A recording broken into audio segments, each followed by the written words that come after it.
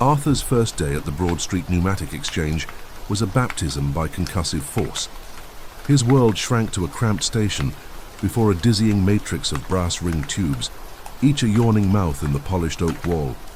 The air was a thick broth of hot machine oil, ozone from the electrical routing panels, and the dry, dusty scent of a million paper messages. Every few seconds a canister would arrive with a deafening thump, the impact shuddering through the floorboards. The foreman, a man whose voice was a permanent bark against the din, showed Arthur how to snatch the canister, unscrew its felt-lined cap, and wrote the contents. Late in the afternoon, a canister from the financial district arrived. It was cold, unnaturally so, and felt heavy in his hand. When he opened it, the stock ticker slip inside was brittle and yellowed. The ink faded to a ghostly grey, as if it were 50 years old. A wave of profound exhaustion and bleak despair washed over Arthur, a feeling so alien and intense it almost buckled his knees. He shook it off, blaming the noise and the overwhelming newness of the job. The Broad Street facility operated as the central nexus for Manhattan's pneumatic tube system, a warren of compressed air lines that connected financial houses, newspaper offices, department stores, and municipal buildings across 17 square miles of commercial territory. The system's construction had been completed in 1897 by the New York Pneumatic Tube Company, and by 1904 it transmitted upward of 30,000 messages daily, through tunnels bored beneath city streets at depths ranging from 12 to 40 feet below street level. Arthur had been hired as a routing operator at a salary of $14 weekly, wages sufficient to support his wife Catherine and their infant daughter, in a two-room apartment on the Lower East Side. His station occupied a narrow alcove in the facility's central hall, where 200 identical stations lined the walls in precise rows. Each operator sat before their assigned tube matrix, hands perpetually in motion, snatching canisters from arrival tubes and redirecting them into departure tubes, according to the addresses inscribed on the message capsules inside. The work demanded absolute concentration.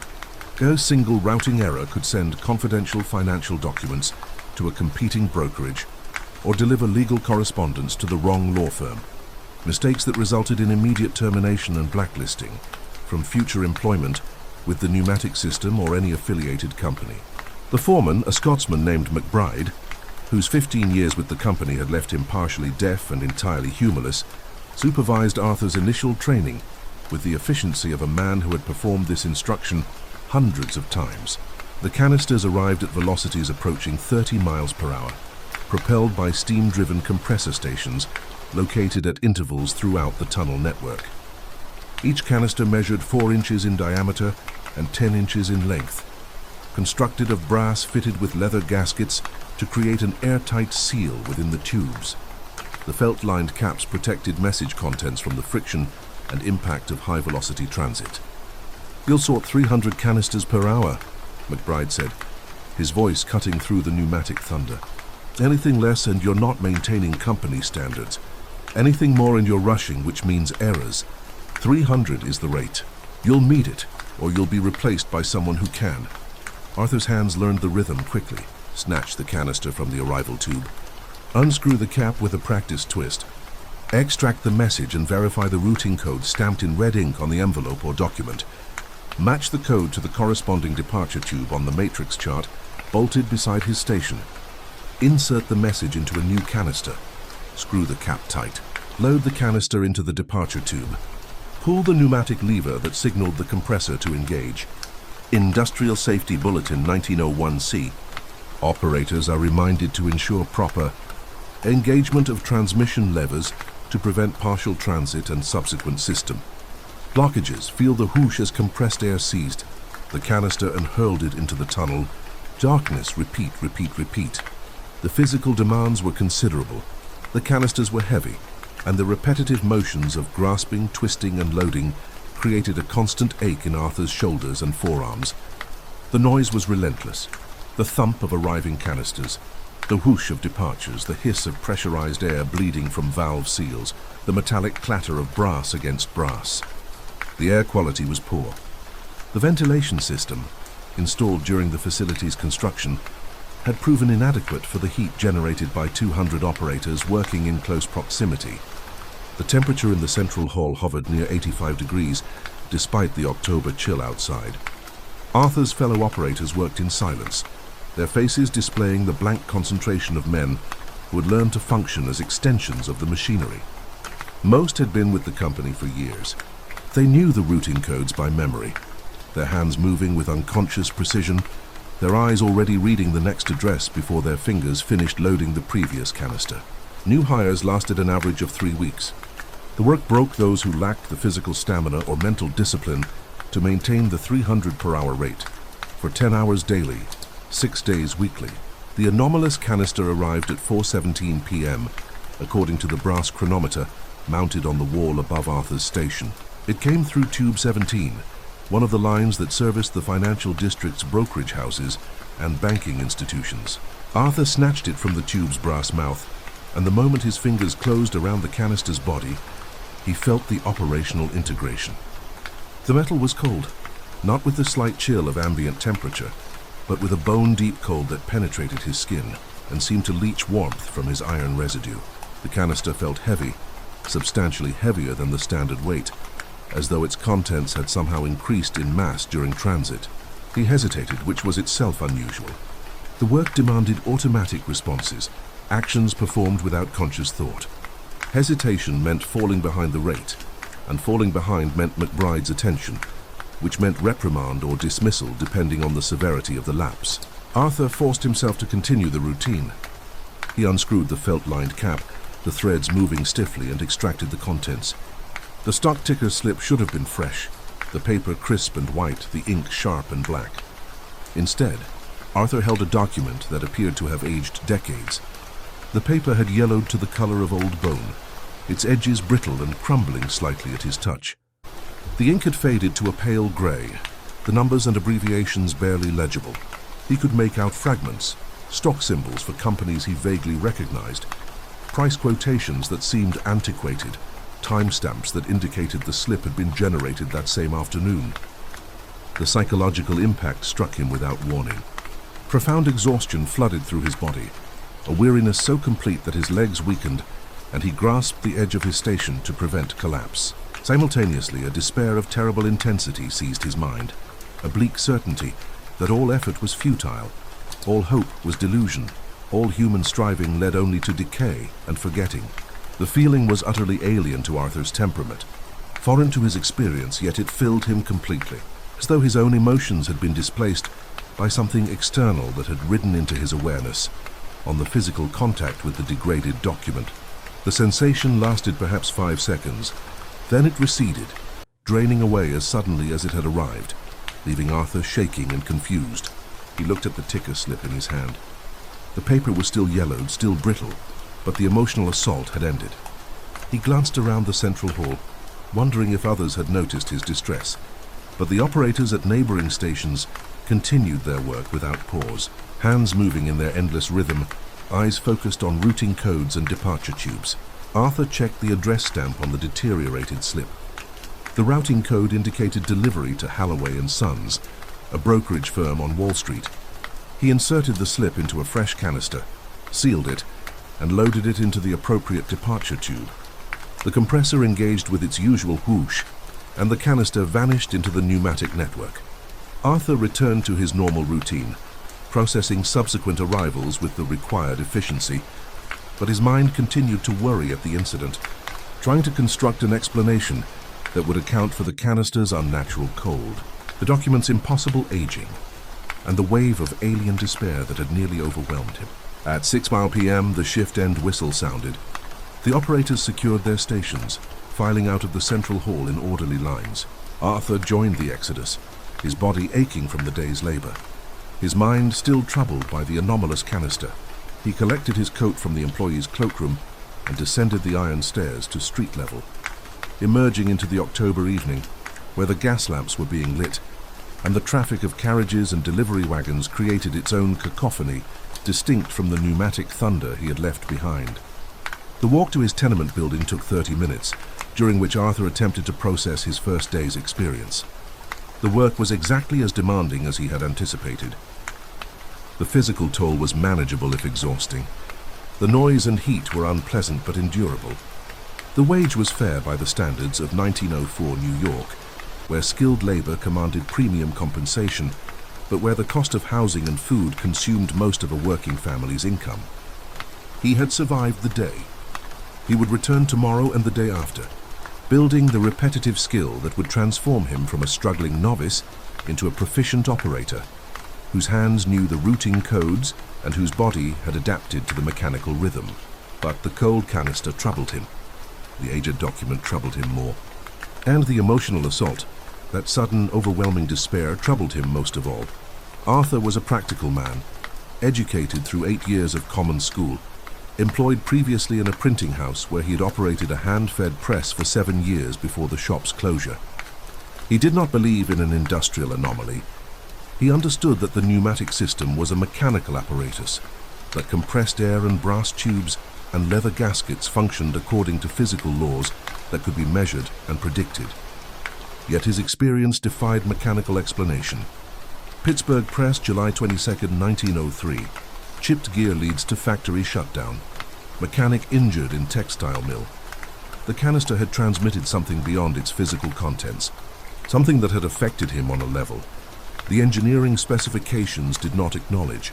Catherine had dinner waiting when he arrived, boiled potatoes, cabbage, and a small portion of salt pork that represented a luxury their budget barely accommodated. Their daughter, Anna, slept in the wooden crib Arthur had constructed from packing crates scavenged behind the furniture warehouse. Catherine asked about his day, and Arthur provided the expected summary. The work was hard, the foreman was strict. He believed he could meet the company's standards and maintain the position. He did not mention the cold canister or the aged document or the wave of despair. These details seemed too strange for dinner conversation, too removed from the practical concerns of wages and rent, and whether Anna's cough required a doctor's attention.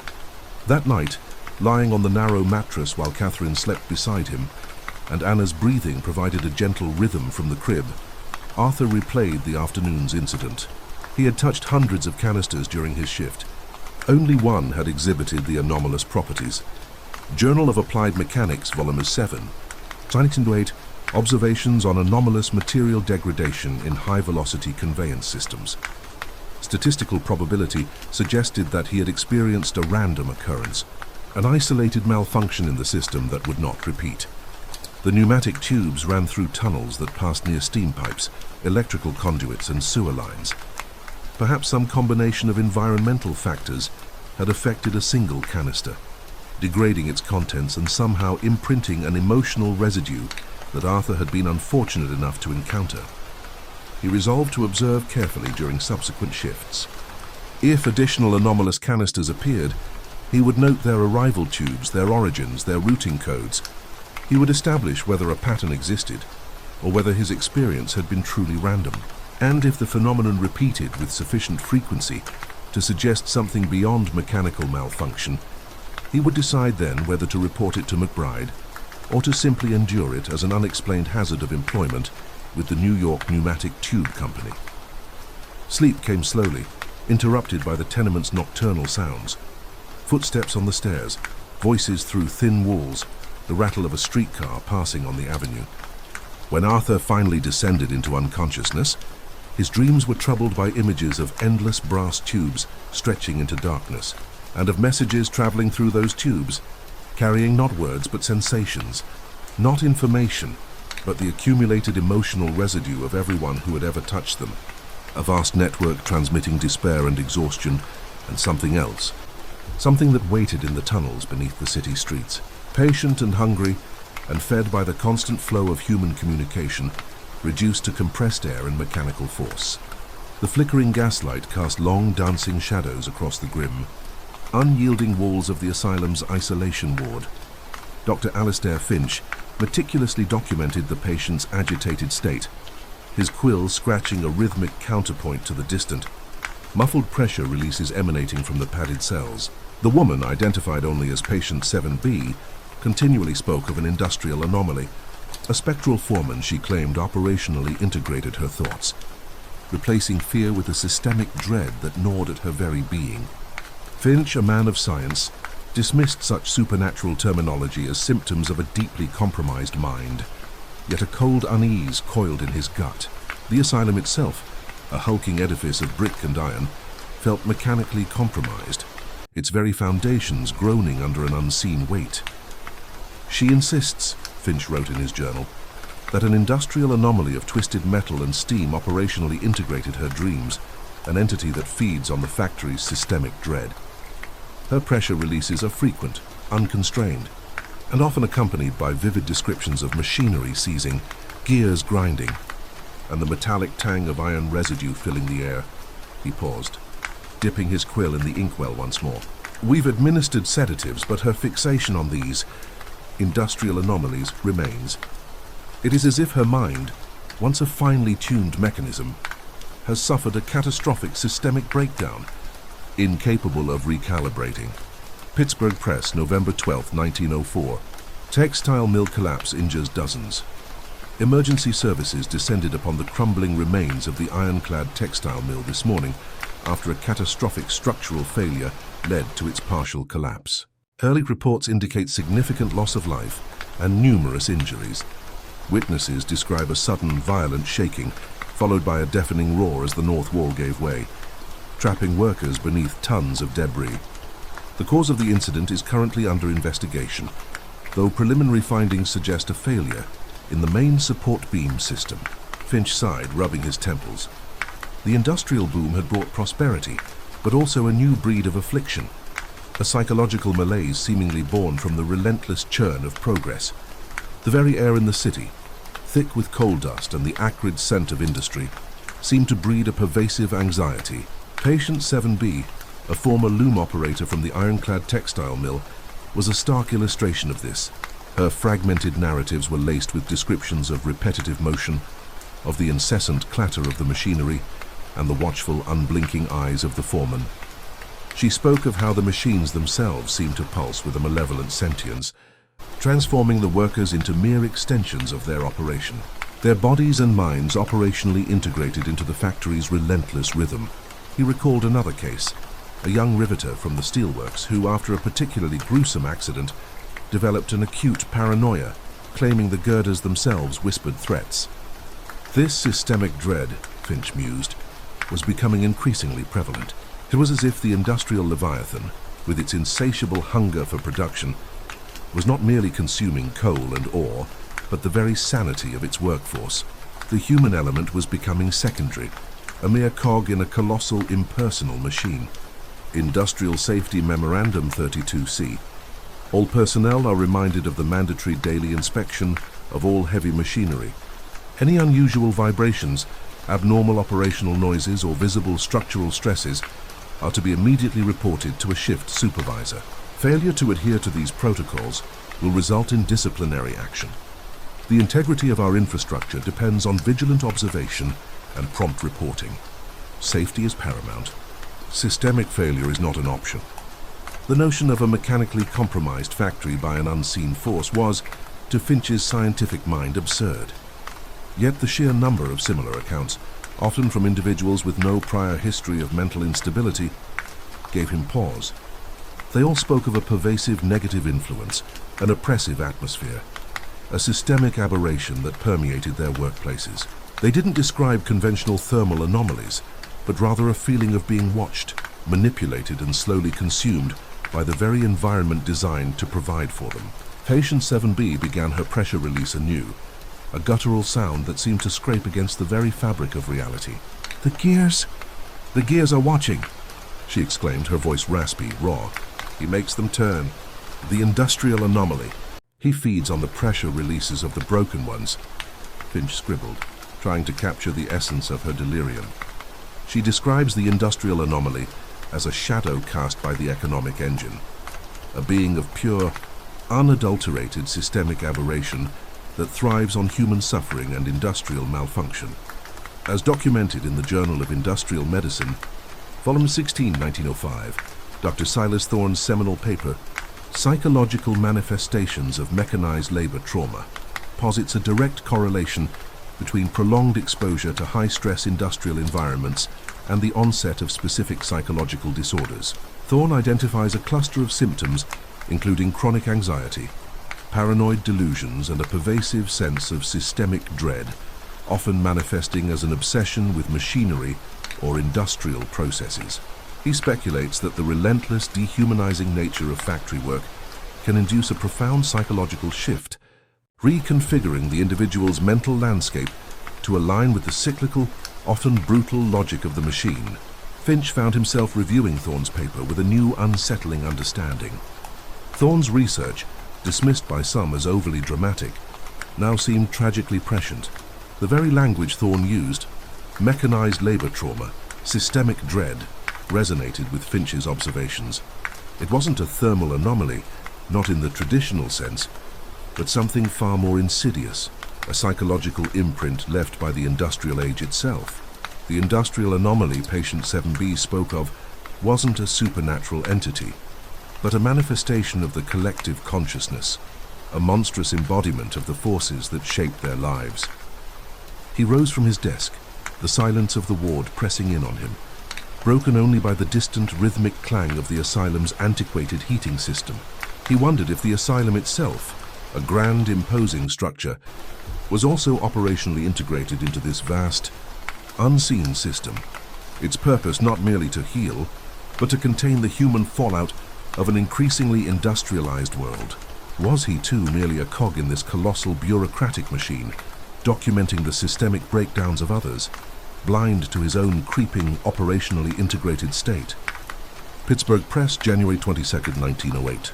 Furnace explosion at Carnegie Steel.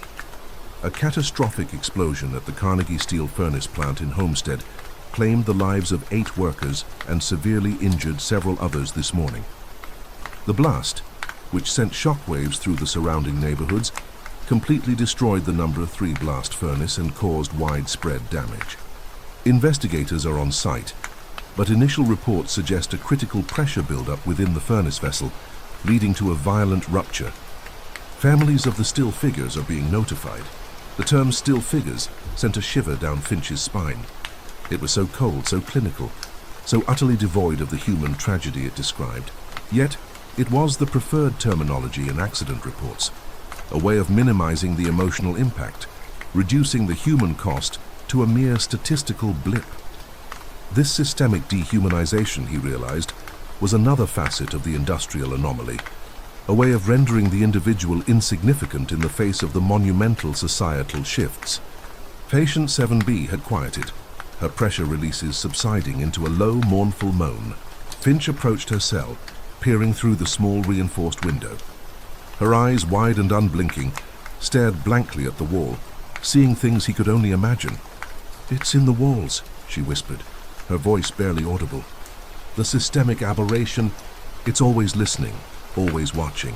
It operates us all, Doctor, keeps us trapped in its gears." Her words, once dismissed as mere ramblings, now held a chilling resonance. The architect of the asylum, a man known for his rigid, almost obsessive attention to detail, had designed the building with an intricate network of ventilation shafts and speaking tubes, supposedly for efficiency. But now, in the oppressive silence, Finch wondered if these very systems, designed for control and order, weren't merely conduits for the pervasive systemic dread. The asylum, too, was a machine designed to contain and process the broken minds of the industrial age, a factory for the human spirit. Industrial Safety Memorandum 51A. All supervisors are to ensure that workers adhere strictly to mandated rest periods. Prolonged exposure to repetitive tasks and noisy environments has been linked to decreased cognitive function and increased propensity for operational errors. Maintain vigilance over staff well-being to prevent systemic failures due to human fatigue. Productivity must not compromise safety. The concept of operational errors replacing human error was another subtle but significant shift. It reinforced the idea that the individual was merely a component, and their mistakes were malfunctions in the larger system. Replacing human error was another subtle but significant shift. It reinforced the idea that the individual was merely a component, and their mistakes were malfunctions in the larger system.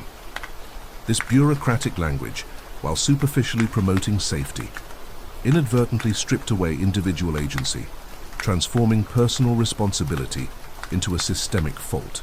It was a chilling thought, particularly in an era rife with industrial accidents.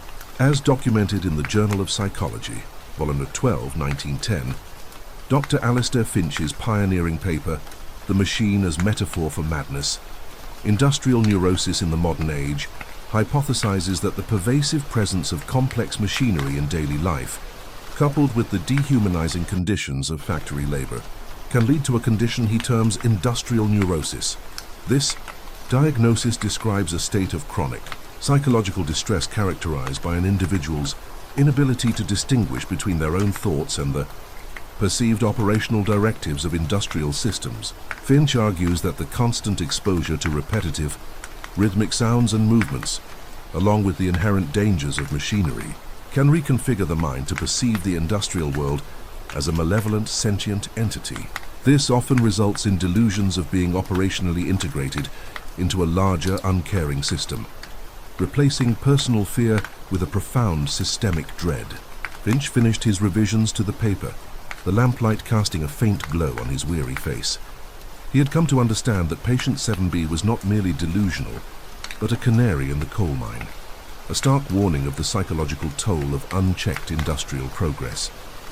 The industrial anomaly was not a phantom in the shadows, but the shadow cast by humanity's drive for advancement, a systemic aberration growing with every turn of a gear, every blast of a furnace.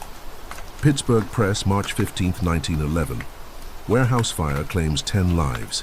A devastating fire swept through the city's central warehouse district last night, resulting in the tragic deaths of 10 individuals.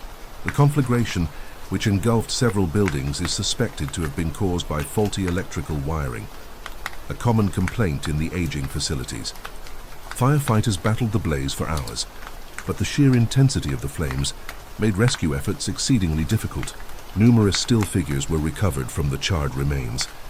The repetition of still figures in the news reports, the detached, almost mechanical description of death, reflected the very ethos Finch was now trying to understand.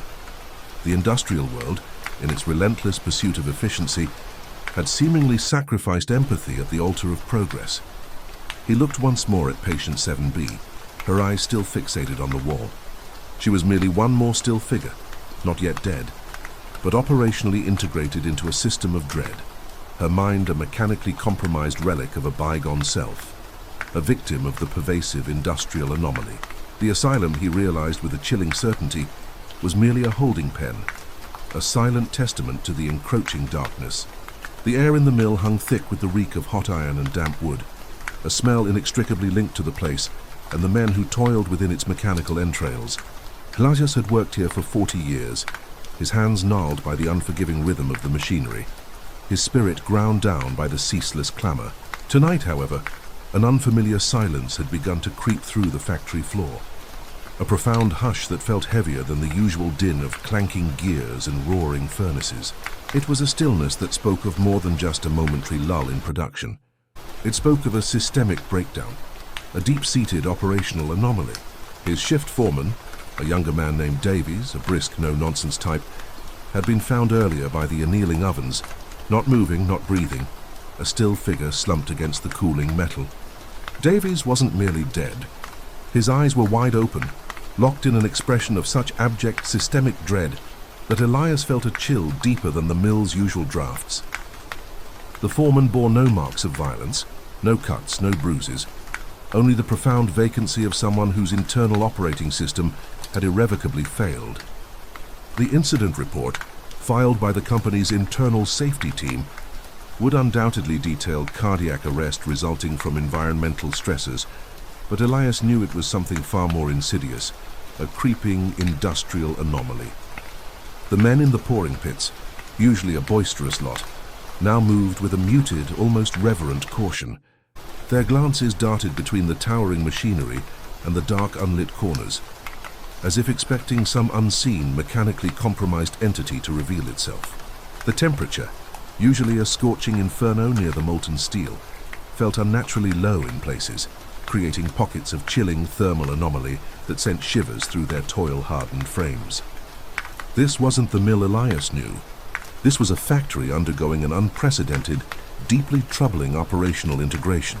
He remembered old Manville from the press shop, muttering about whispers in the pipes and shadows that moved like steam just before his own pressure release, a ragged, guttural cry that had echoed through the cavernous space. Manville, too, had been found without injury, his face frozen in a rictus of profound and abject technological horror. The official report described it as acute stress reaction leading to vocal cord spasm. Elias, however, believed it was an extreme pressure release induced by direct exposure to an industrial anomaly. The company doctor, a harried man named Dr. Albright, had made perfunctory examinations, muttering about hysteria and overwork. As documented in the Journal of Industrial Medicine, volume 16, Minute 5, cases of mass psychogenic illness in industrial settings often present with localized physiological distress without discernible organic pathology. But Albright's dismissive tones did little to quell the mounting systemic dread pervading the facility. The incidents weren't isolated. They were becoming a pattern, a disturbingly coherent sequence of operational failures. Elias had seen a lot of things in his 40 years. Fingers lost to presses, men scalded by steam, the constant struggle against the inherent dangers of the industrial behemoth. But this was different. This wasn't an accident. This was something that felt deliberate. A malevolent intelligence woven into the very fabric of the mill, an entity that absorbed the failures and fear of the workers, using them to power its insidious agenda. It was a systemic aberration, a fundamental flaw in the operational architecture of the entire enterprise. A sudden, sharp clang rang out from the boiler room, far louder than it ought to be, reverberating through the heavy iron plates of the floor. A pressure release, high-pitched and metallic, followed. Elias flinched, his heart hammering against his ribs. He imagined the vast cylindrical boilers, their rivets straining, the water inside churning with unseen forces. Was it just a burst pipe, another consequence of aging infrastructure, or was it a manifestation of the industrial anomaly, another sign that the mill itself was becoming operationally integrated with something malevolent? He started towards the sound, his heavy work boots thudding against the concrete. The light was poor, and the shadows seemed to lengthen and writhe with a life of their own. Each clank, each groan of the machinery sounded amplified, distorted, like the agonizing process of a vast unseen organism slowly digesting its prey. The temperature dropped again sharply, and Elias could see his breath clouding in the air, even near the still warm furnaces. It was a profound thermal anomaly, a deviation from all expected environmental parameters. He passed the old tool crib, a squat, windowless structure where rumors of strange occurrences had always circulated. Men sworn to silence spoke of seeing things moving in the periphery, and tools rearranged when no one was around. Now a faint, rhythmic thumping emanated from within, a sound like a heavy, dull hammer striking wood, but with an unnatural, almost organic cadence. Elias considered investigating, but the systemic dread was too strong. He pressed on towards the boiler room, his mind racing, trying to categorize the escalating series of mechanical compromises. Industrial Safety Memorandum 53A. Personnel are advised to report all unusual machinery sounds or vibrations immediately. Failure to adhere to these guidelines may result in severe operational consequences. The memo, posted on a grimy bulletin board, seemed a cruel joke in the face of the current situation. How could one report an industrial anomaly that defied all conventional explanation? He reached the boiler room to find Miller, one of the junior firemen, crouched by the largest boiler, his face pale, his breath coming in ragged gasps. Miller pointed a trembling finger at a section of ancient piping. It's breathing," he whispered, his eyes wide with institutional terror. Elias looked. The pipe, a heavy iron conduit, was indeed pulsing faintly, a slow rhythmic expansion and contraction that was utterly impossible. A fine mist, smelling faintly of heated iron residue and something else, something metallic and acrid, seeped from its joints. "Nonsense, Miller," Elias said, trying to inject a note of calm into his voice, though his own stomach churned. "It's just the pressure building up. An unfortunate design flaw." But even as he spoke the words, he knew they were hollow. This was no design flaw. This was a deliberate and horrifying manifestation of the mill's systemic aberration. Pittsburgh Press, November 21st, 1903. Boiler explosion rocks brick factory. 3 employees killed. Investigations revealed unusual pressure fluctuations preceding the catastrophic event. with engineers unable to identify a clear mechanical cause. Elias recalled the article. Could the unusual pressure fluctuations have been this pulsing, this sickening organic expansion? Was this mill, this monster of industry, about to go critical? He remembered a story from his grandfather, who had worked in the collieries. He spoke of things in the dark that fed on the minosphere, shadows that solidified into malevolent presences. Elias had always dismissed them as old wives' tales, the superstitions of uneducated men. Now standing in the pulsating heart of the mill, surrounded by the smell of iron residue and the pervasive sense of a deeply operationally integrated presence, he wondered. "We need to shut it down," Miller choked out, his voice trembling. "All of it before it consumes us." Elias hesitated. Shutting down the main boiler would be an enormous undertaking, a complex sequence of procedures that would require clearance from management, engineers, and a formal safety committee. But the alternative, to let this systemic aberration continue, felt infinitely worse. The pulsing pipe suddenly shuddered more intensely, and a new, deeper hum emanated from deep within the boiler. The temperature in the room plummeted further, and Elias felt a cold so intense it burned. This was more than a thermal anomaly. It felt like the very warmth of life was being drawn out of the air. As documented in the Journal of Industrial Medicine, Volume 18, 1908, Exposure to Extreme, localized temperature fluctuations has been observed to induce profound psychological distress, often culminating in acute episodes of terror. Elias felt the onset of that terror, a cold clenching sensation in his gut. This mill was not just a workplace. It was a living, malevolent entity, an industrial anomaly that had slowly, insidiously integrated itself with the very souls of those who labored within its walls. He had always thought of the mill as a hard, unyielding thing, a place of iron and steam and bone-wearying work, but now he saw it differently, as a vast, complex organism, its conduits, arteries, its furnaces, a churning stomach, its workers mere components in a horrifying, systemically aberrant metabolic process. The men who had suffered their inexplicable fates hadn't been victims of accident or illness. They had been absorbed, their essence devoured by the operational integration of the mill. A sharp metallic pressure release ripped through the air, closer this time, searing Elias's ears. Miller crumpled to the floor, a still figure, his eyes wide and unseeing, reflecting the cold, gleaming metal of the boiler. No external wounds, no signs of struggle, just the profound vacancy of complete biological system shutdown. Another one, consumed by the industrial anomaly. Elias felt a surge of cold fury, mixed with adrenaline-fueled systemic dread. He wouldn't let it take him. He wouldn't become another still figure, another entry in a corporate accident report. He would fight this systemically aberrant entity, this monstrous operational integration that had claimed so many. He would bring it down. His gaze fell upon the main steam pressure gauge, its needle quivering violently in the red. Beyond it, a heavy bolted wheel, the emergency shut-off valve. Turning it would be dangerous, potentially catastrophic, a complete system override. But it was the only way to sever the supply, to unintegrate the malevolent operations. Industrial Safety Bulletin 61C, Unauthorized Manipulation of Core System. Controls may result in severe injury or fatality, as well as significant property damage.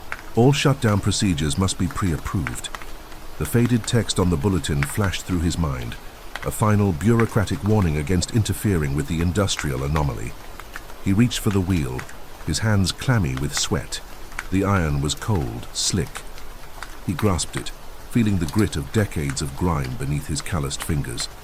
The air thrummed with a terrifying energy, the boiler pulsating faster now, a monstrous heartbeat echoing in the enclosed space. The smell of iron residue grew stronger, almost overpowering. He began to turn the wheel, straining against its resistance. It was stiff, unyielding, as if the mill itself were fighting back, its integrated operational systems resisting the attempt to sever its lifeblood. Muscles bunched in his arms, his back. He gritted his teeth, pushing against the overwhelming force, the pervasive, almost physical sense of systemic dread. The hum from the boiler intensified into a deafening roar, and the pipe pulsed with violent abandon, hissing plumes of acrid, iron residue-laced mist. The floor vibrated beneath his feet, the sound like 1,000 grinding gears, the agonizing sound of a mechanical beast thrashing in its death throes, or perhaps the sound of an industrial anomaly awakening fully, shaking off its human parasites.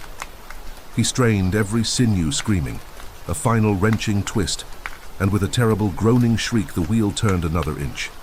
The roar from the boiler instantly changed pitch, becoming a high-pitched, wailing pressure release that filled Elias's consciousness, drowning out all other thoughts, all other sensations, except the absolute certainty of the mill's systemic aberration.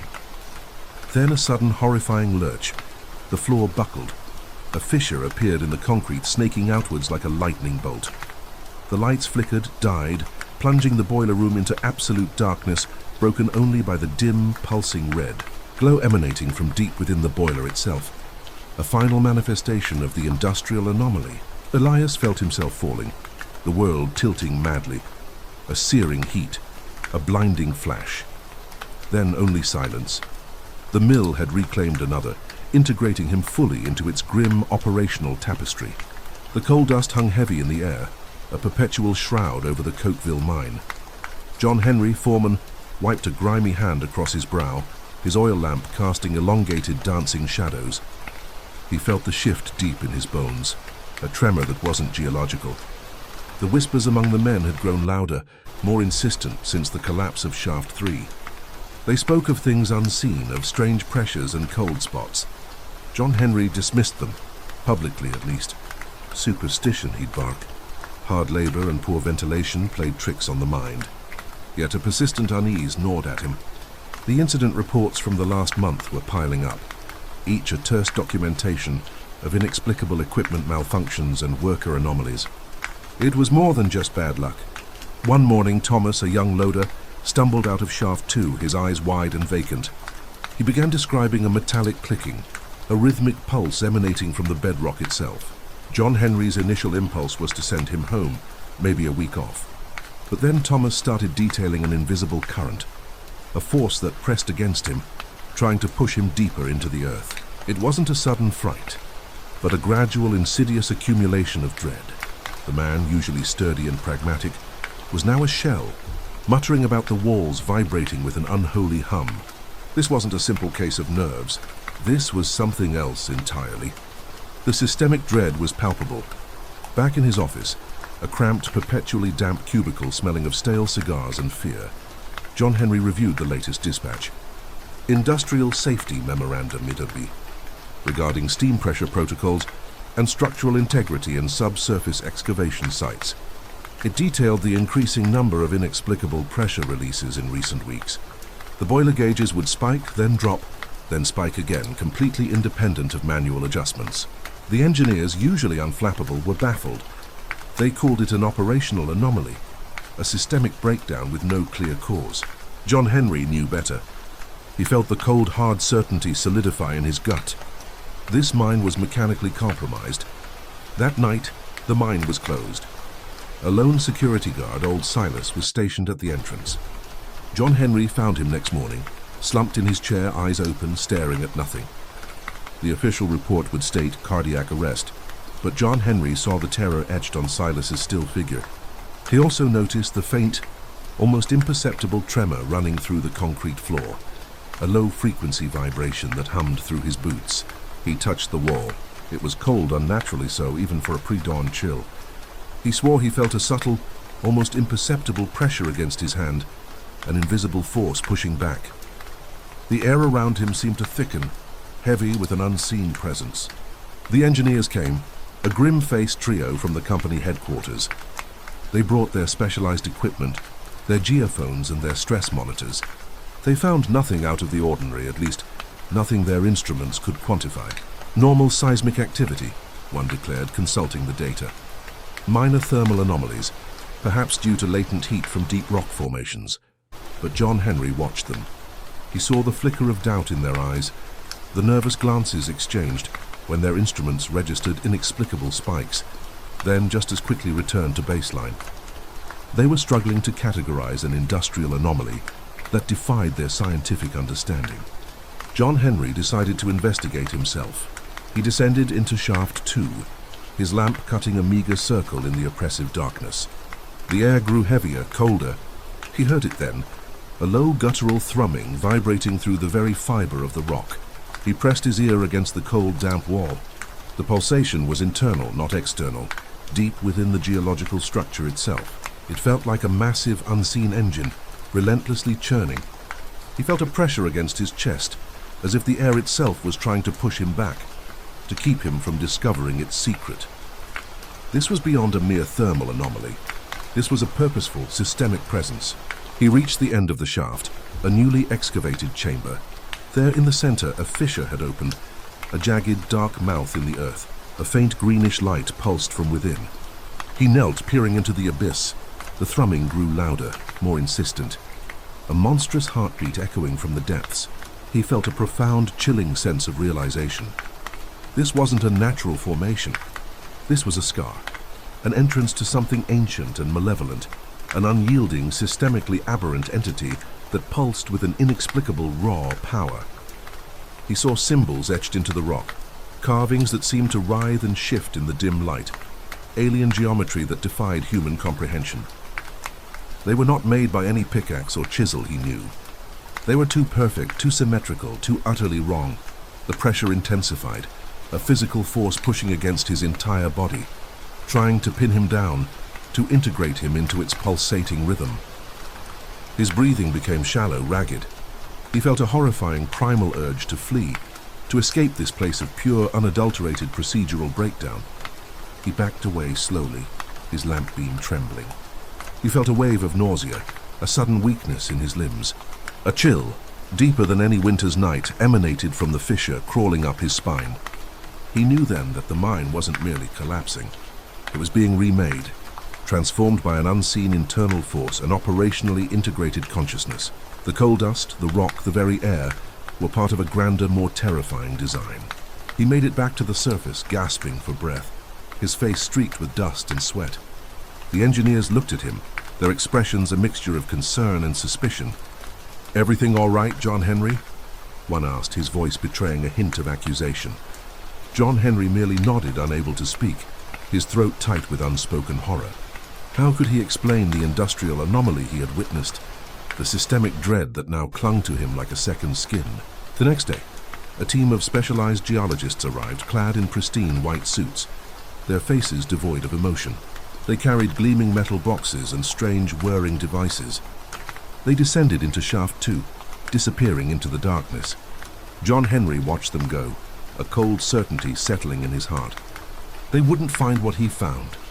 Their instruments would register statistical anomalies, deviations from established geological norms. They would classify, categorize, and ultimately misunderstand. They would, in their clinical detachment, fail to grasp the true terror. Hours later, they emerged. Their suits were no longer pristine, but stained with a reddish-brown substance. "Trace elements of iron residue," one stated blandly when John Henry inquired. The green pulsing light was gone. The fissure was sealed, filled with a smooth metallic substance that seemed to absorb the light. The thrumming had ceased, yet the air still crackled with a residual energy, a faint hum that only John Henry seemed to perceive. The mine reopened. The workers returned, their whispers now replaced with a subdued, unsettling silence. They worked with a newfound diligence, a mechanical efficiency that was almost inhuman. John Henry watched them, a profound sense of horror twisting in his gut. Their eyes, once lively, now held a vacant, far-away glazed look. They moved with a chilling synchronization, a perfectly operationally integrated unit. He walked through the shafts, now meticulously reinforced, surveyed and deemed safe. But he felt it, the subtle vibration in the air, the pressure against his own psyche. The mine was no longer merely a place of labor. It had become an instrument, a vast subterranean mechanism. The accidental reports dwindled. The equipment malfunctions ceased. The industrial accidents, once frequent, became almost non-existent. A pervasive calm settled over the Cokeville mine, a calm more frightening than any chaos. John Henry found himself walking the tunnels late at night, long after the last shift. He would press his hand against the cold metal-reinforced walls, feeling the faint rhythmic pulse, the low hum that now permeated the entire structure. It wasn't the sound of machinery. It was the sound of a living system, a vast conscious entity, he saw the still figures of the mine workers, frozen in mid-task during their breaks, their eyes unblinking, their tools clutched in unmoving hands. They were simply another component, integrated into the system, their function perfected. He understood now. The industrial anomaly hadn't been defeated or even contained. It had merely adapted, absorbed and perfected its operation. The mine was no longer mechanically compromised. It was instead a fully functional, highly efficient and utterly horrifying operationally integrated system. And he, John Henry, was just another cog in its vast, silent and eternal mechanism. The systemic dread was complete. There would be no more pressure releases, no more emotional outbursts. Only the hum, the cold, perfect hum of the machine. The flickering gaslight cast long, dancing shadows across the grim walls of the asylum's solitary confinement ward. Dr. Alistair Finch, his spectacles perched precariously on his nose, meticulously inscribed notes into his leather-bound journal. The air hung heavy with the acrid scent of carbolic acid, and something else, something metallic and cloying that permeated even the thickest stone. Patient 7B, a gaunt figure known only as Thomas, huddled in the far corner, muttering incoherently about the grinding gears within the void and whispers from the furnace rooms.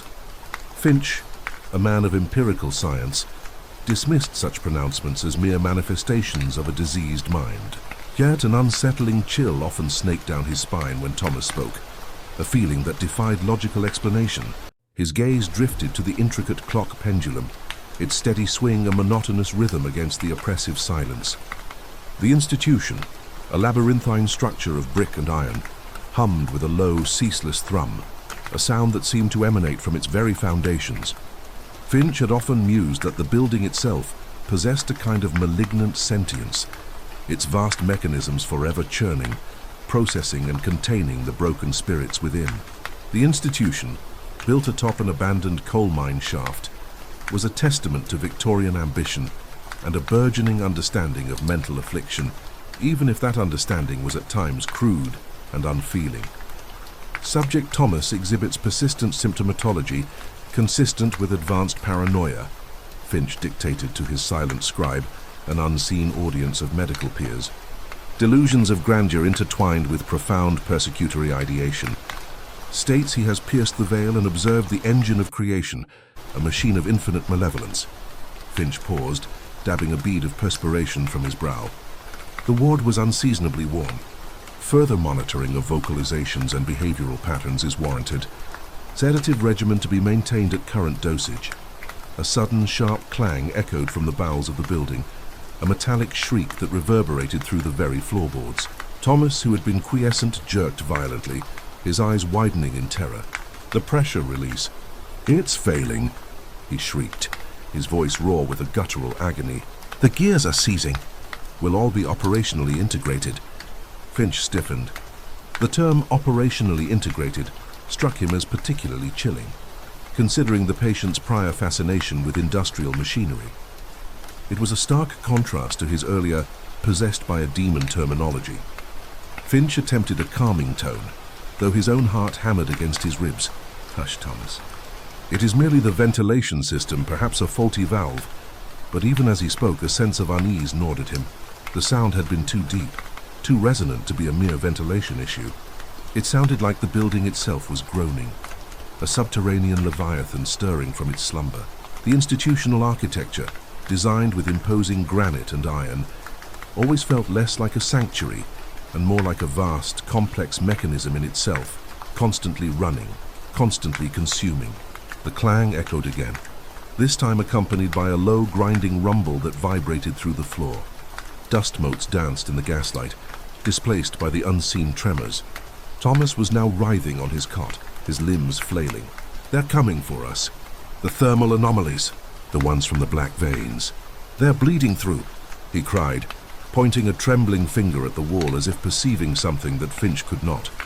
The substitution of thermal anomalies for ghosts and iron residue for blood made the outburst far more disturbing, hinting at a systemic breakdown rather than a simple apparition.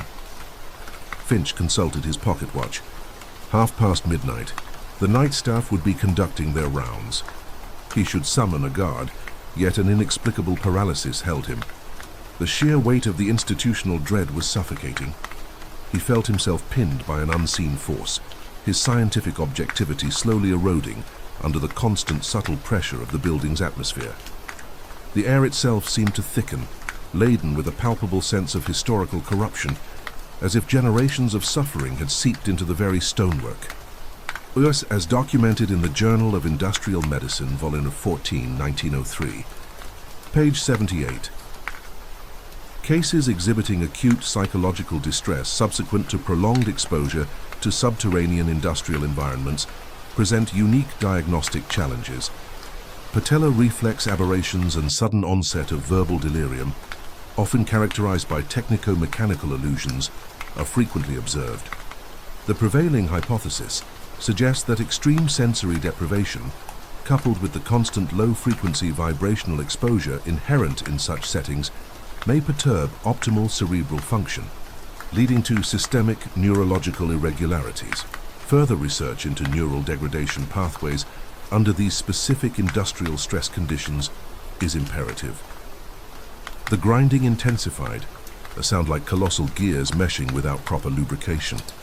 The gaslight flickered violently, threatening to extinguish completely. Finch gripped his journal tightly, his knuckles white. This was no mere faulty valve. This was a profound and unsettling systemically aberrant event. The idea of the asylum being fundamentally, mechanically compromised was a chilling thought, far more terrifying than any supernatural explanation. It implied a failure of design, a flaw in the very structure meant to contain and protect. Suddenly, a series of rapid knocks echoed from the iron door of Thomas's cell. Finch jumped, a jolt of adrenaline surging through him. "Who's there?" he demanded, his voice thin. A gruff voice replied, "It's Guard O'Malley, Doctor. There's a situation. Down in the sub-basement, the old pump works. We've found something." O'Malley's tone was hushed, laced with an unnerving tremor. The guard, usually stoic and impassive, sounded genuinely afraid. Finch's professional instincts warred with a growing sense of personal terror. He had to investigate. He had to understand the source of this pervasive, systemic dread. He unlocked Thomas's cell, ignoring the patient's frantic cries of, "Don't go! The industrial anomaly awaits. It feeds on the compromised ones." Finch's gaze briefly met Thomas's. There was no madness there now, only a raw primal fear that mirrored his own. The transformation of demon into industrial anomaly lent Thomas's warning a chilling, almost bureaucratic weight. "Stay here, Thomas," Finch commanded, his voice barely a whisper. He stepped out into the dimly lit corridor, the grinding rumble now a deafening roar that vibrated through his very bones. The air grew colder, thick with a metallic tang that made his sinuses ache. He followed O'Malley down a winding, narrow staircase, the steps slick with something viscous. He tried not to think of it as iron residue.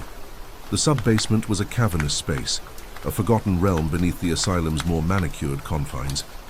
Ancient pipes thick with rust snaked across the low ceiling like metallic serpents. The air was heavy with the smell of damp earth and something else, something fetid and undeniably organic. The source of the grinding noise was clearer here, emanating from a colossal cast-iron pump, its rusted gears laboring with a nightmarish slowness. Sparks showered from its struggling mechanisms, illuminating the scene in harsh, intermittent flashes. Several other guards were gathered around the pump, their faces pale and etched with fear. Their lanterns cast an inadequate, shifting light, revealing glimpses of something grotesque near the pump's base. Finch pushed his way through, his medical bag clutched tightly in his hand.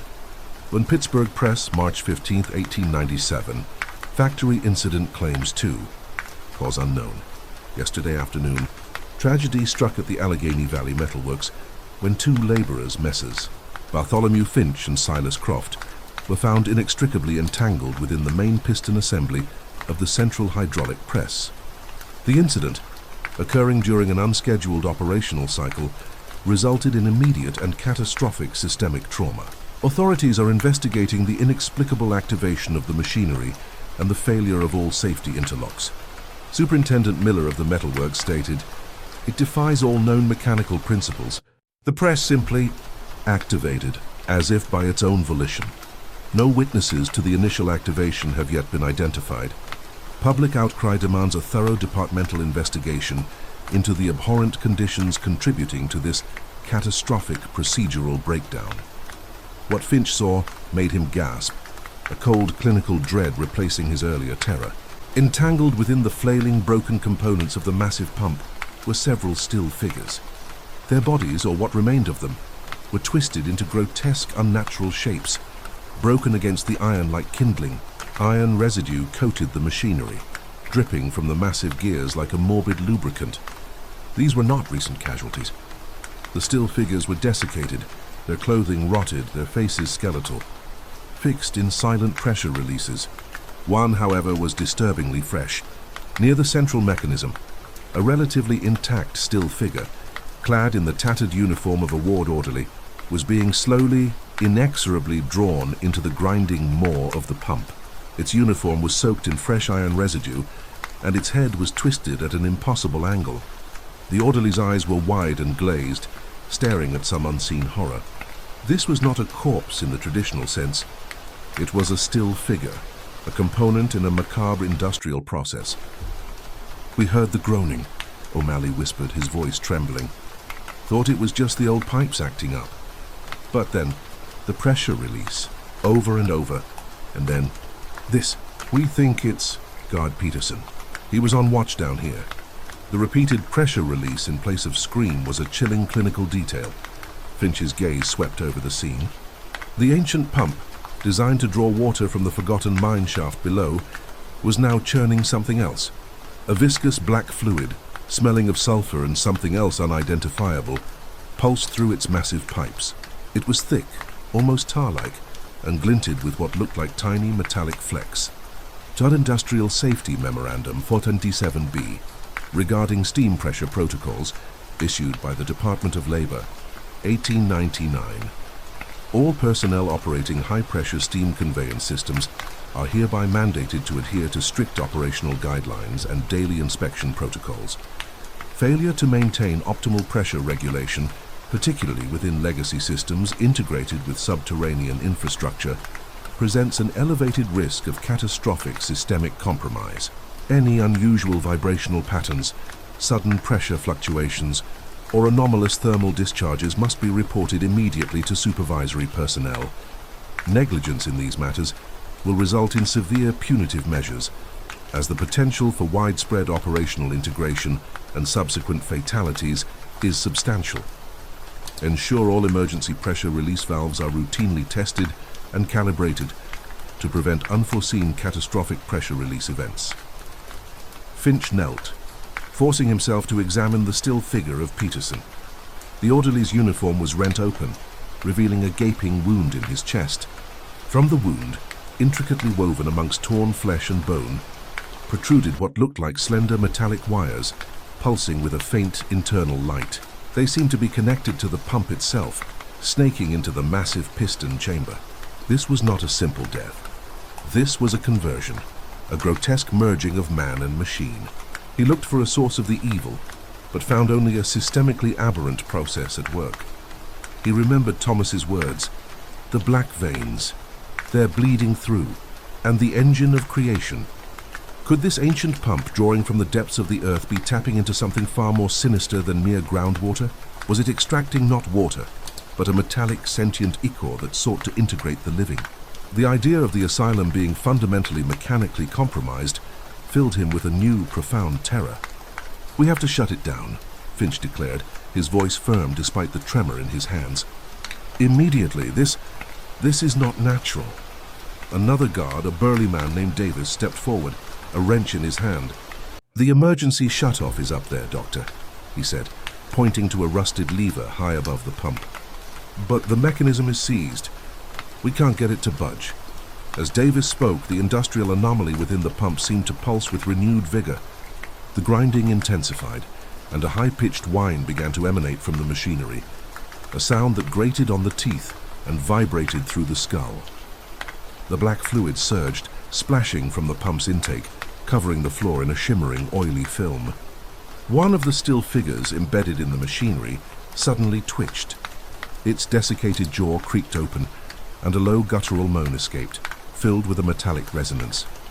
It was a pressure release, stretched and distorted by its systemic integration. Finch's mind raced.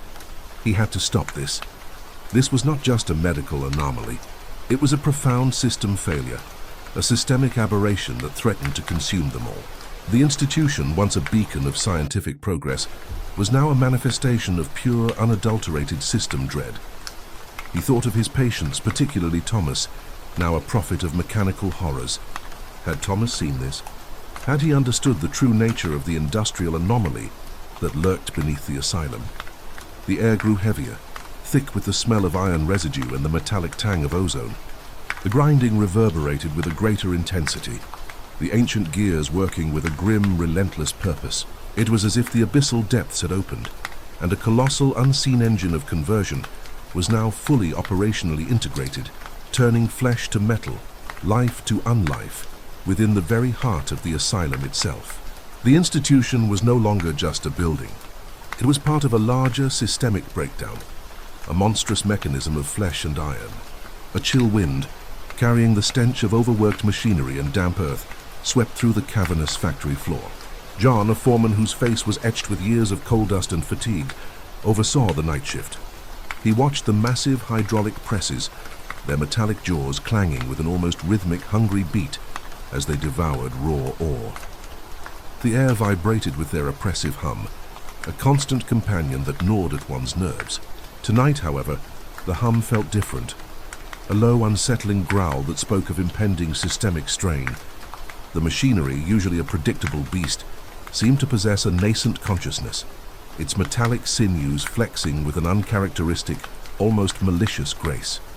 John wiped a greasy hand across his brow, his heart a hammer against his ribs. The relentless repetition of the work, the endless cycle of feeding and crushing, eroded more than just the earth. It gnawed at the sanity of the men who toiled within its shadow. The new recruit, a wiry lad named Thomas with wide, apprehensive eyes, struggled with the heavy ore cart. His inexperience was evident in his jerky movements, a stark contrast to the seasoned worker's fluid efficiency. John felt a pang of something akin to pity, a rare indulgence in this unforgiving environment. He recalled his own first days, the crushing weight of the responsibility, the deafening cacophony. Thomas stumbled, nearly dropping his load, and a low murmur rippled through the nearby crew. "Steady, Thomas," John barked, his voice rough but not unkind. "Mind your footing. One slip and the press will claim more than just ore." The warning hung in the air, a grim reminder of the ever-present danger, a systemic risk inherent in their daily operations. Later, as the night deepened, an unsettling quiet fell upon a section of the factory. The rhythmic clang of the presses faltered, then ceased entirely. A wave of unease rippled through the remaining workers, accustomed to the constant, deafening roar. John hurried over, his heavy boots echoing on the concrete.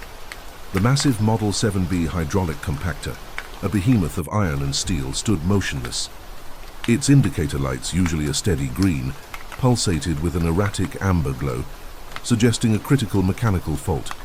A low guttural moan, a sound that seemed to originate from the machine's very depths, vibrated through the floorboards. John reached out to touch the cold metal, feeling a faint, almost imperceptible tremor within its dormant shell. It was an anomaly, a breach in the expected operational parameters, a concerning deviation from the norm. A cluster of workers, their faces pale with apprehension, gathered around the silent machine. "What's wrong with it, boss?" one of them asked, his voice barely a whisper against the sudden oppressive silence. John, his brow furrowed in thought, examined the control panel. The gauges, usually a reliable diagnostic, offered no clear explanation, only a jumble of fluctuating readings. The internal diagnostics were compromised. A cold metallic scent, like old iron residue and ozone, wafted from the machine's vents, an odor that made his stomach churn. This was more than a simple malfunction. It felt fundamentally wrong. The atmosphere grew thick with a palpable dread, a systemic anxiety that settled heavily upon the men. Suddenly, a sharp metallic screech ripped through the air, causing several men to jump. The massive piston of the compactor shuddered, then slowly began to descend, even though no operator had initiated the action. Its movement was not the smooth, controlled descent of a properly functioning machine, but a jerky, spasmodic lurch, as if an unseen mechanism wrestled with its gears. "Industrial Safety Bulletin 12th. Unauthorized actuation of heavy machinery," John muttered, his voice barely audible. Immediate shutdown protocols must be initiated. The air pressure release from its internal mechanisms was sharp and sudden. Panic began to spread through the group. "Get back!" John yelled, his voice strained. "Everyone stand clear!" The machine continued its descent, slowly, relentlessly, its metallic jaws grinding with an unnerving purpose. Thomas, transfixed by the sight, stood frozen, his eyes wide with institutional terror. He didn't move despite John's frantic shouts. The crushing mechanism, an embodiment of industrial power, seemed to draw him in, an almost hypnotic allure of systemic failure. John lunged forward, grabbing Thomas by the arm, yanking him backward with all his might. The hydraulic press slammed shut with an earth-shaking thud, missing Thomas by mere inches. The pressure release that followed was deafening, echoing through the factory like a banshee's wail. The relief was short-lived. A new sound emerged from the machine, a low rhythmic thumping that seemed to resonate from its very core. It sounded like a heartbeat, a slow, heavy pulse within the steel leviathan. The amber lights on the control panel flashed with increased intensity, a warning of critical system overload. As documented in the Journal of Industrial Medicine, Volume 14, 1903, phenomena of inexplicable internal vibrations within heavy machinery have been observed preceding catastrophic structural failure, leading to significant personnel injury. John felt a prickle of sweat on his scalp. This was beyond his experience, beyond the realm of mechanical failure he understood. This was something operationally integrated, a new iteration of malfunction. One of the older workers, a man named Miller who had worked in the mills for 40 years, claimed he saw movement within the machine's viewport. "There's something in there, Foreman. Something moving," he whispered, his voice trembling. Like a thermal anomaly, shifting in the shadows. John squinted, peering into the dark confines of the compactor. The low light from the remaining factory lamps cast long, distorted shadows, making it difficult to discern anything clearly. But as he looked, he too saw it, a fleeting form, indistinct, shifting within the metallic maw. It was a visual distortion, a momentary aberration in the machine's otherwise inert interior, a spatial discordance that defied logic. The machine began to hum again, but this time the sound was higher pitched, a whirring accompanied by a strange metallic smell, an aroma of ozone and burnt oil. The entire structure of the factory seemed to vibrate, as if the ground itself was convulsing. A small crack, almost imperceptible at first, appeared on the steel casing of the compactor. It snaked its way across the surface, growing longer, wider, like a systemic fault line expanding across an industrial landscape. John's mind raced, searching for an explanation, a rational cause for this inexplicable sequence of events. But there was none. This was an industrial anomaly, a phenomenon beyond conventional understanding. The crack widened into a gaping fissure, and from within a thick, putrid black smoke began to pour out, carrying with it the scent of burning chemicals and something else, something foul and indescribable. The air grew heavy, suffocating. The factory lamps flickered, casting the scene in an eerie, strobe-like light. The workers coughed and gagged, stumbling backward, their faces contorted in fear. "This is not a mechanical failure," John muttered, his voice barely a breath. "This is a systemically aberrant manifestation." The pressure release from the machine increased in intensity, a desperate, sustained wail that tore through the air. Suddenly, a piece of the compactor's casing, weakened by the internal pressures, exploded outward with a shower of sparks and shrapnel. Pittsburgh Press, March 15, 1897. Factory incident claims 2. Machinery explosion rocks ironworks. Investigators attribute the disaster to structural integrity compromise and unaddressed internal stress fractures. A large, dark, amorphous shape emerged from the broken casing, writhing and twisting in the black smoke. It had no discernible features, no eyes, no limbs, just a shifting mass of shadow and raw, consuming mechanical energy. Thomas let out a choked cry, collapsing to his knees. The entity, if it could even be called that, seemed to feed on the fear, drawing power from the rising panic of the workers. John, despite the terror gripping his heart, tried to maintain some semblance of order. "Back, everyone, fall back!" he roared.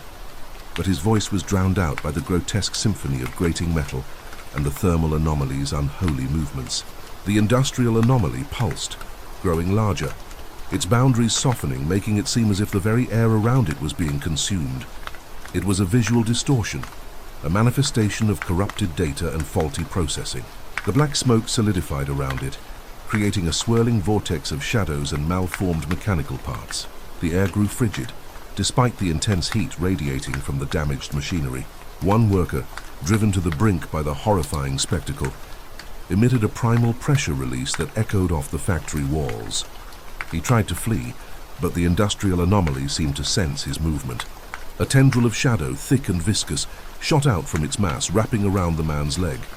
He cried out, a guttural sound of pure agony as he was dragged toward the pulsating darkness. "Help him!" someone yelled, but no one dared approach the encroaching horror. It was an institutional breakdown, a complete system failure that defied all protocol.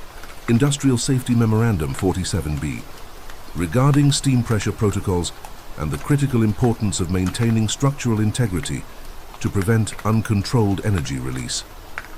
John stood rooted to the spot, watching in horrified fascination. He had seen men crushed by machinery, maimed by explosions, but nothing like this. This was a violation of the natural order, a perversion of industrial mechanics. The man's pressure release slowly faded, replaced by a gurgling sound as he was absorbed into the mass. His body became a still figure, then dissolved into the swirling blackness, leaving nothing but a lingering scent of iron residue and fear. The industrial anomaly seemed to savor the absorption, its shadowy form growing slightly more defined, more solid. It was now truly operationally integrated, a malignant extension of the factory itself. The remaining workers, their faces ashen, began to retreat, scrambling over abandoned tools and discarded materials. They moved like automatons, their eyes wide with a shared systemic dread. The factory, once a place of ordered chaos, had become a chamber of unspeakable horrors, a labyrinth of mechanical compromise. The massive presses, once the symbols of human ingenuity, now stood as silent, imposing witnesses to the unfolding nightmare. Their looming shadows seemed to stretch and writhe, mirroring the grotesque movements of the industrial anomaly. The familiar hum of the machinery, now absent, was replaced by a low guttural growl that emanated from the darkness. John, feeling a cold resolve settle over him, knew he couldn't abandon his men. He looked around, searching for something, anything, a weapon, an escape, a way to fight this impossible horror. His eyes landed on a heavy crowbar, discarded near a workbench. He snatched it up, its cold metal a familiar weight in his hand, a small comfort against the overwhelming terror. He clutched it tightly, his knuckles white. The industrial anomaly turned its formless attention toward him, its shadowy mass seeming to coalesce, to focus.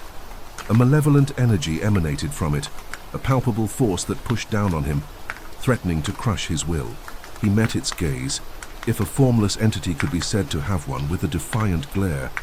This was his factory, his responsibility. He wouldn't let this thing consume it entirely. The air grew thick with a metallic tang, like the taste of old iron residue and rust. The thermal anomaly pulsed, contracting and expanding, its movements growing more erratic, more violent.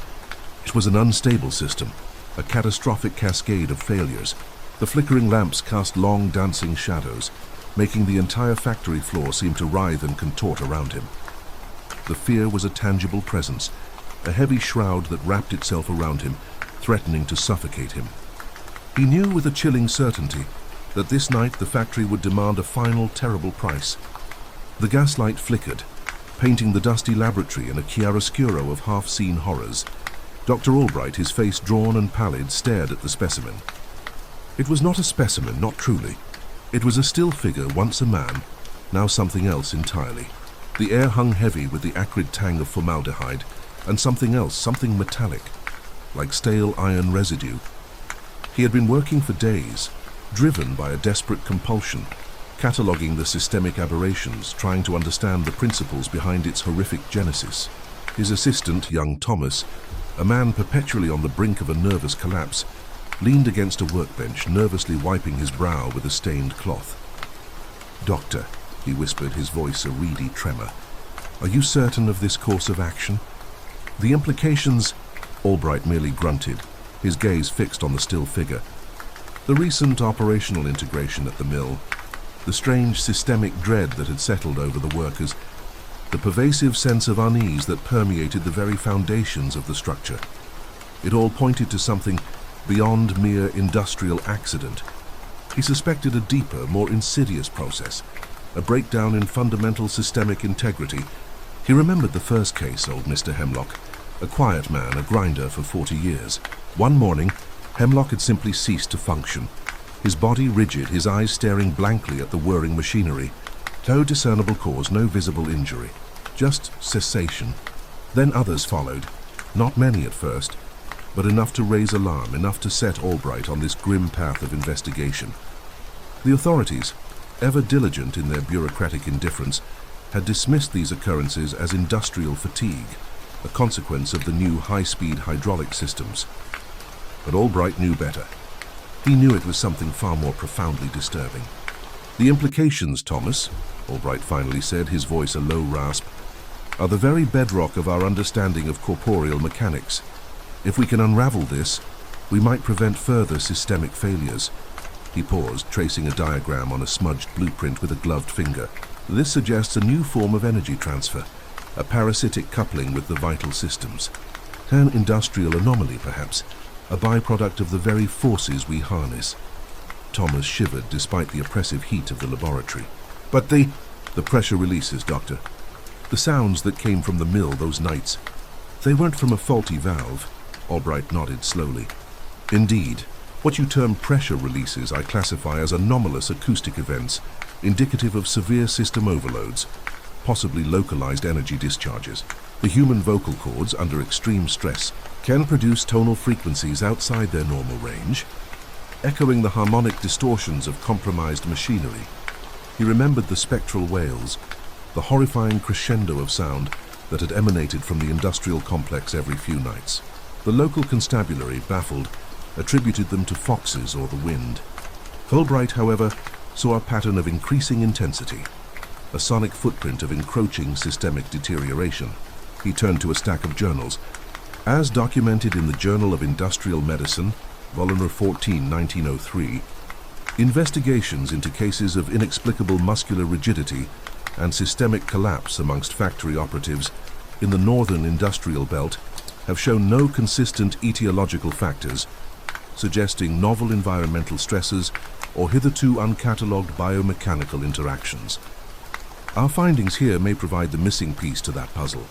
Thomas, the city outside, a sprawling behemoth of industry and grime, hummed with a life of its own, an indifferent mechanical pulse. Factory whistles shrieked, gears ground, and the rhythmic clang of hammers against steel echoed through the night. Each sound to Albright was a beat in the heart of a vast, unfeeling organism, an organism that was slowly, subtly consuming its components. "We need to understand the mechanism, Thomas. The how, the why. These aren't mere unfortunate accidents. These are systemic failures, indicating a fundamental flaw in the operational design of reality itself." He gestured to a series of diagrams on the wall, showing intricate schematics of the mill's ventilation and power systems, overlaid with the locations of the incidents. A chilling pattern emerged, lines connecting each event, forming an unholy constellation of death. Thomas gulped. "But the things they said, Doctor, the whispers before they went still.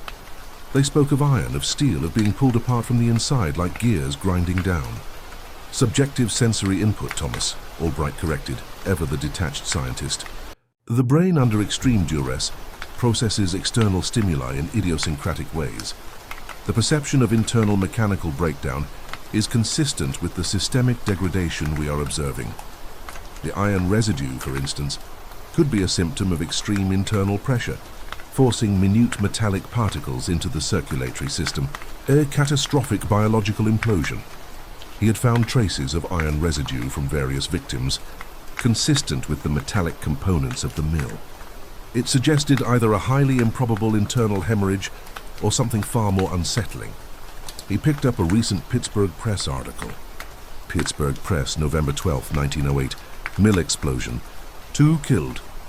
A boiler explosion at the Blackwood Steel Mill yesterday claimed the lives of 2 workers, Mr. Samuel Higgins and Mr. Arthur Jenkins. Investigations are ongoing, but preliminary reports indicate a faulty pressure gauge. A convenient explanation, wouldn't you agree, Thomas? A simple, quantifiable flaw. But what if the gauges were merely reporting the symptoms of a deeper, more insidious system vulnerability? Albright believed the article, like so many others, offered a superficial diagnosis, an avoidance of the true, horrifying etiology. Albright walked over to a sealed glass jar containing a piece of what appeared to be rusted metal, pulsating faintly with an internal luminescence. This was found embedded in the wall next to Mr. Hemlock. It exhibits unusual magnetic properties and emits a low-frequency hum. It's unclassifiable as of yet. An industrial anomaly, perhaps a manifestation of this new energy interaction. Thomas peered at it nervously. It feels cold, Doctor, even through the glass. Thermal anomaly, Thomas. A significant deviation from ambient temperature suggests a localized energy sinks or sources, the precise nature of which we are yet to determine. He made a note in his meticulously kept journal. Further analysis of anomalous thermal events is paramount. Albright then consulted a dusty, worn sheet of paper. Industrial Safety Memorandum 47B, regarding steam pressure protocols. All personnel operating high-pressure steam boilers must undergo monthly certification. Failures to adhere to designated pressure thresholds may result in catastrophic equipment degradation and severe personnel injury. The irony, Thomas, is that these protocols are designed to prevent what we are now witnessing. But the cause isn't a faulty valve.